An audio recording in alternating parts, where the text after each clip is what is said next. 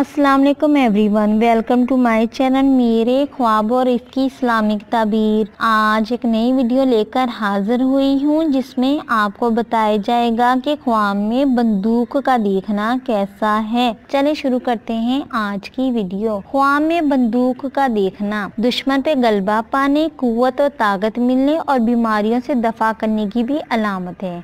अगर साहिब ख्वाब ने देखा कि इसके पास बंदूक है और वो ऐसी कौम के पास है जिसके पास कोई असला नहीं है, तो दलील है कि वो इस कौम में इज्जत पाएगा या हुक्मरानी हासिल करेगा। अगर साहिब ख्वाब देखे कि इसके पास पिस्तौल या बंदूक है, लोग इसको देख रहे हैं, तो दलील है कि लोग हसद करेंगे। और अगर वो लोग बूढ़े इंसान हैं तो वो इसके दोस्त होंगे। ख्वाब में असला पाने और इसको इस्तेमाल करने की सलाहियत रखना मुराद के हासिल होने, कामयाबी मिलने की अलामत है। बाज़ अहले तबीर के मुताबिक अगर साहिब ख्वाब बीमार है और वो बंदूक या पिस्तौल चला रहा है तो ये इसकी मौत की अलामत भी समझा जाता है। बाज़ अहले तबीर के मुताबिक अगर वो बीमार है तो सेहत याब होगा, अगर मुसाफिर है तो कामयाबी से अपना सफ़र मुकम्मल करेगा।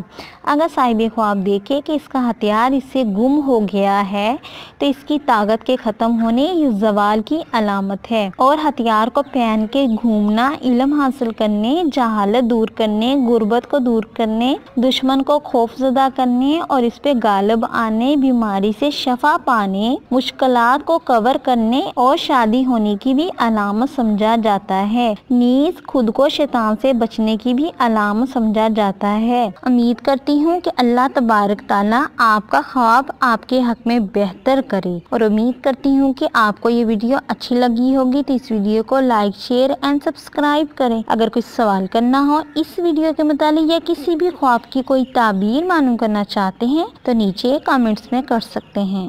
Thanks for watching and supporting video. Allah हाफिज़।